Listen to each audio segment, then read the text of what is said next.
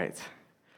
I want to preface this talk by asking you, do you think, personally, that you have your life under control? Do you think that you could predict the exact outcome of your day and be right, or at least force it to be right?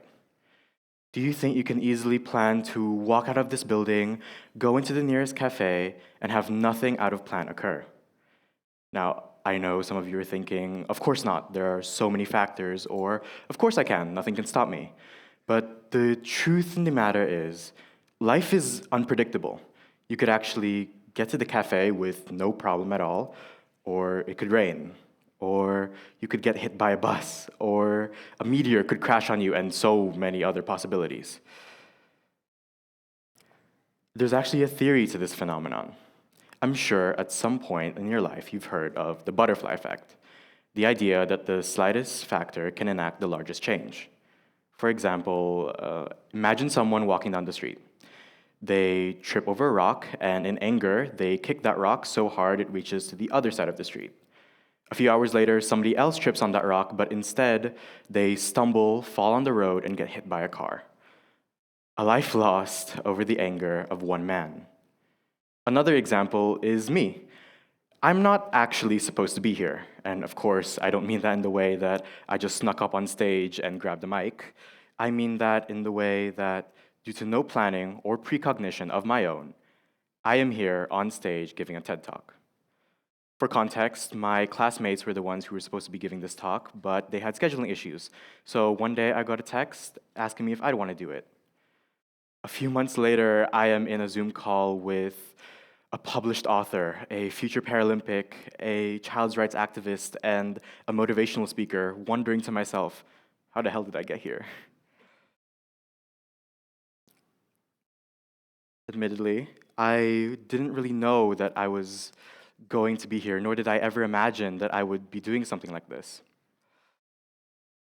Today, in this talk, through the theme of Present is Forever, I want to talk about how intricately planning the outlook of your life might not be as helpful as you think. I want to talk about how present isn't forever, and how if you screw up now, it won't reverberate and reflect your entire life. Now, I could do this in the normal, I know more than you fashion and just tell you what to do and give advice. Instead, I'm going to tell you my personal experience with this and how you can draw your own conclusions. When I was 3 months old, I moved from the big city of Manila to the big city of Dubai. This was the first time in my life that I had a completely different path than I was supposed to. In my old high school, there was an incredibly extroverted girl in the upper years. For privacy's sake, we'll call her Pen. So one day, I saw Pen at a random school event sitting alone in the cafeteria. Knowing that she is a kind person and likely feeling very alone, I went up to her and initiated some small talk. I realized that Pen is actually close to graduating, so I asked her, "What do you plan to do after you graduate?" She got ecstatic. She told me all about her specific plans, like how at 18 she'll graduate from Dubai and move to the Philippines, or move to the US to study medicine, and how she'll get a boyfriend at age 20, then get married at age 25, and have 3 kids, 2 girls, 1 boy, of course, and live in the US and live happily ever after, blah, blah, blah, blah, blah, blah. After a while, her friends came to pick her up from talking to me, but I was left there in a state of shock. For context, I was 9 years old at the time, and I felt heavy anxiety. I didn't plan out my life as well as she did. I didn't have as intricate plans about where I wanted to study, what I wanted to do, and who I wanted to marry. So I decided to plan my life out accordingly. I didn't know much at that age, but I knew I loved science and I wanted to travel the world, so I decided to become a commercial pilot. My plan was to graduate by 18 in Dubai, travel abroad to do my bachelor's in aerospace engineering to become a commercial pilot, go back to Dubai, start training for Emirates, become a pilot, and live out the rest of my days traveling the world. Solid plan, right? That's what I thought too. Thing is, I wasn't a very bright child. My grades were pretty mediocre, and I wasn't particularly excellent at anything. Until age 11, With my growth spurt also came a sudden rise in intelligence. Out of completely nowhere, I was getting top scores in English, science, and math. It was getting to the point where I was getting certificates saying best in and becoming consistently the top 10 of my class. I felt like I could do anything. Around age 12, after a life-changing trip to Edinburgh, Scotland, I decided that I wanted to study my bachelor's at the University of Edinburgh, and my parents were planning to let me switch to a British-focused curriculum instead of the international one that I was already going to, so that it would be easier for me to get in. I felt like I had everything under control. My plan was working out. My time at a university abroad was getting planned and being put out into reality, and I knew what I wanted to do in life. Until age 13, around March 2020, I think you know where I'm going with this, a certain pandemic hit. Around that time, I was still getting good grades and made some new friends, but my plans changed. Mid-pandemic, age 14, my sister decided to start raving about a course in psychology at a university in the Philippines. I was intrigued, so I did my own research. Psychology seemed so interesting. The human mind was so big and mysterious, so I altered my plans. Study psychology graduate by 18 in Dubai, studied psychology as a bachelor's in the University of Edinburgh, go back to Dubai, become a psychologist. That was it. Thing is, my sister never ended up doing a course in psychology at a university in the Philippines. She ended up not doing any course in a university in the Philippines because a few months later, my father announced to us that we were moving to the Netherlands.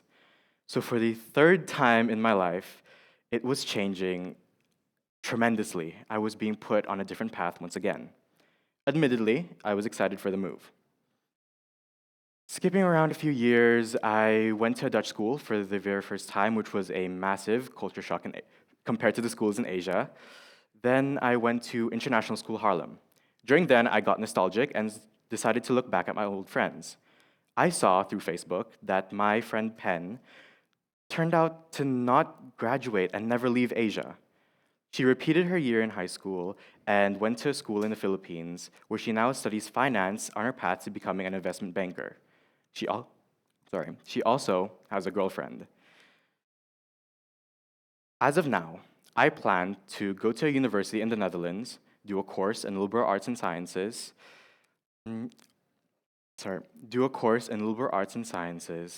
and try to keep in contact with all of my friends and my best friend Sydney, and live every day as if the sunrise is never coming back. Solid plan, right? How incredibly different is that? From my original plan of study abroad and go back home to becoming an international citizen. The one thing I want to talk about in this TED Talk is something that works for me. And of course, nobody's forcing you to do what I say, but listen if you don't know what to do, or ignore me if your way works for you. I really don't mind. The one very important thing that I have learned is to stop making deadlines and intricate plans about your life.